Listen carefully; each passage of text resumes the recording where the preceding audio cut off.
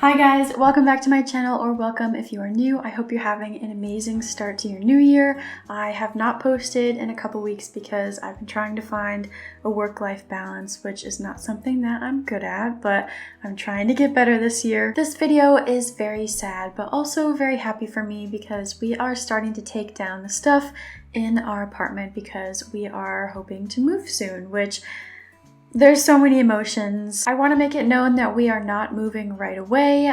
We have a lot of stuff up in our apartment, as you may know, so we just want to start the process early and kind of take it slow so it's not overwhelming all at once when we're trying to move. I feel like all that I've been wanting to do is give you guys updates, but for any of you who have tried buying a house before or anything like that, you probably know how confusing it can be. I feel like nobody really cares to know all the details about that, but we are waiting on closing before I share all of the details about the space, but yeah, I'm really excited. Through this whole process, I have learned the hard way that I cannot become attached to things, especially me. I get attached to spaces very easily. I'm a very overly emotional person too, so I have learned the hard way not to get attached, and so for that reason, I'm not sharing explicit details about the house that we get until it is like finalized, so that way I don't get any of you guys' hopes up, and also try not to get my hopes up too much, more than they already have been. So yeah, I have a very extreme emotional connection to this apartment, so all of this is kind of difficult for me.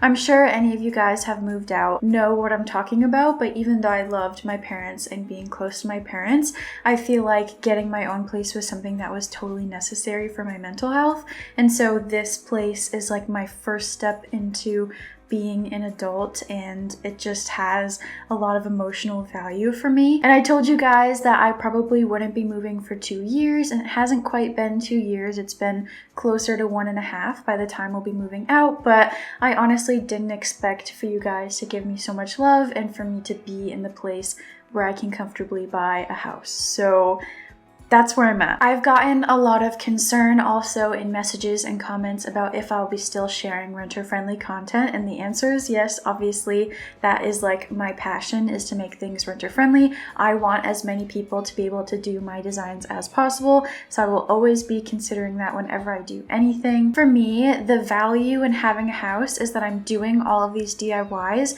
and I don't want to have to rip them down. I don't want that emotional moment where I have to turn my space into a big white box again. I want to have a space where the DIYs that I do will be able to live forever, and if I ever decide to move, then someone else can have those DIYs and appreciate them and just not be gone. So I'm really excited about it. Obviously, there's always renovations for other people still. There's always more DIY content. There's always everything, but I think this will be a really exciting journey to kind of take you guys with me, get your votes on different things. I am not gonna lie, I'm 23. I don't know everything about homeowning, so I think it'll be really fun to have you guys be a part of this process with me. And if you guys would be interested in a video where I break down like everything that happened and kind of like the more emotional side of it, I would be happy to do that. I just feel like nobody cares, but if you do want that, let me know in the comments. Otherwise, I will just move on with renovation content. But I don't want to waste any more time, so let's get into taking some stuff down.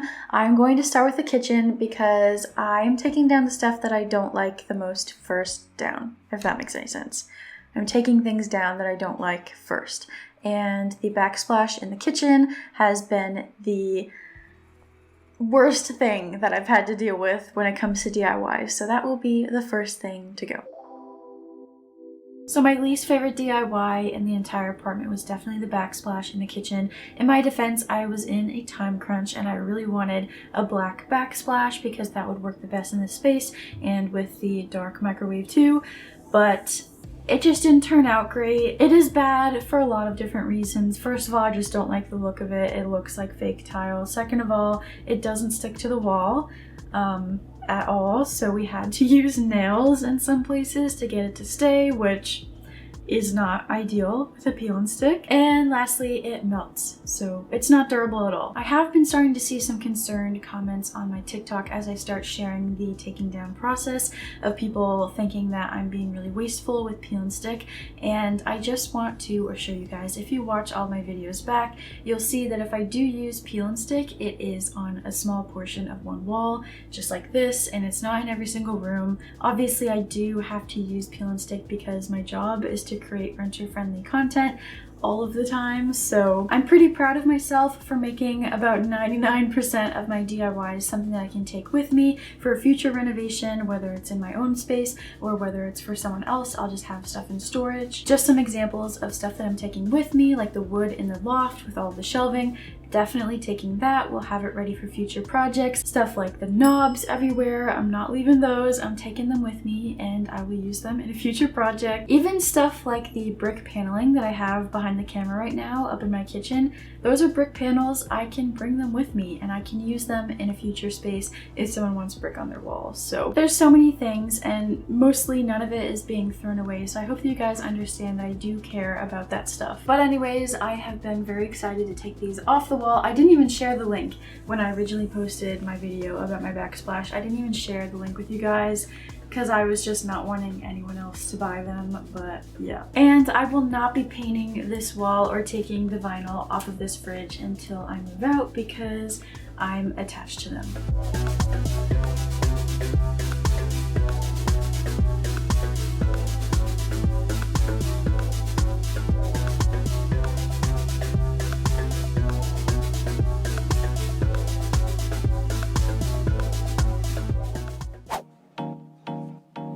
The time has come for these stickers to come down.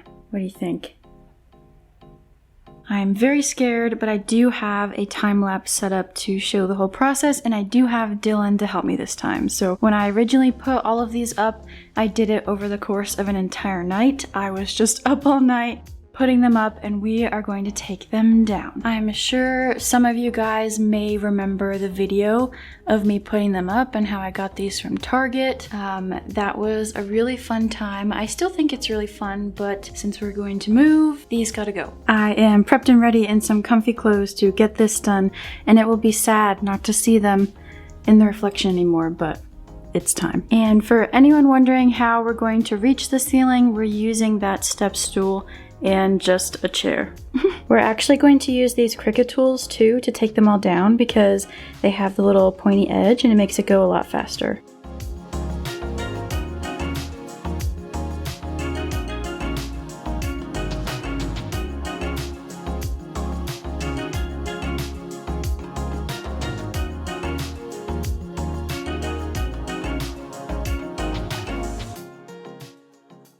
Okay, we are done. We got it all off. And I will brag and say that I got triple the ground that Dylan did. Next to go is the really fun squiggle. It's been a ride, but it's going.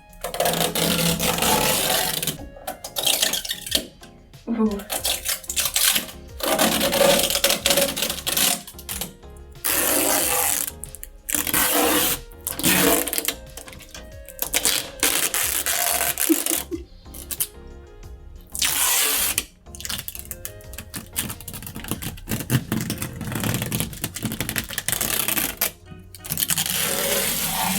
Okay, the wall is done. It is completely clear other than those two nails I have to get out. And now we're going to do this LED rope, which is one of my favorites, but it has to go also.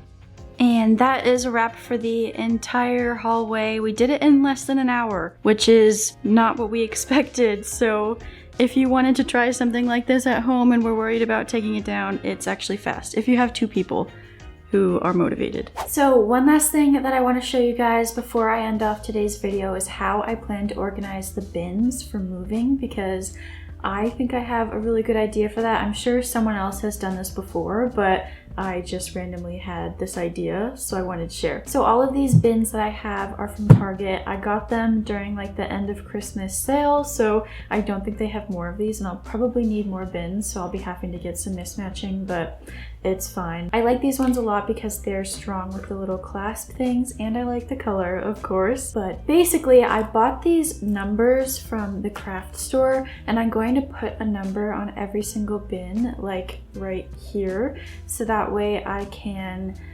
have all of my bins numbered, and if they're stacked on top of each other, then I can see which bin it is. And I got gold, of course, because you guys know I have a problem with gold, but kinda just like that. Hopefully it's not crooked, I can't tell. I was going to use my Cricut to make all of these numbers, but I am just far too lazy, so I bought some. So basically what I'm going to do is I'm going to make a Google Doc, and I'm going to write lists of everything that is in each bin and put like the number at the start of each list. That way we never really have to go searching for anything, and if it's on a computer like this instead of a written out list, I can like search for a word in the document and then find what I'm looking for. So it's super convenient. And even beyond the move, just like everyday life and attic storage, or even just like renovation storage or anything like that, I will know where everything is at all times. I can keep updating the list and putting new things in those different bins, and it will just keep you so organized. You never really have to go searching for anything. So I think that's a really great organization tip, and I'm sure someone else has done it before. Everything has been done before, but I just thought it was a really cool idea. Also, if any of you guys are like kind of nosy and curious about what I plan to do with the place that I get, I do have a very extensive Pinterest board with like folders and everything on my Pinterest that I have been working on, kind of just like pinning different ideas for different rooms. It's mostly just like a vibe. I really want it to be like industrial, mid-century modern, like colorful, you know. So I'm just putting that out there again because I know that I'm a nosy person and I always want to know what people's spaces are going to look like before they even move in. So I got you guys hooked up. But anyways, that is it for today's video. I hope you guys enjoyed it, and I hope you're having an amazing start to your new year. I am getting sad, and I will continue to get more and more sad as time progresses because I am a very sentimental person, but I am just so excited to have a space that I can completely transform. I want to make it like nothing else ever before. I want to make it a dream space and like nothing that is not unique. So I'm really excited. And I would not even be buying a house if it wasn't for you guys watching this video. The reason why I'm able to is because I have supporters. So I want this house to have you guys really integrated in it. I really want help making decisions. I want to hear voices and opinions and all of that kind of stuff, because I feel like it's not just my house. I feel like this is something that we have built together, and I just want you to know how thankful I am. I'm so excited. So even if I seem sad for a while, I am really happy. But with that said, I will see you all next week for some more design stuff. Bye guys.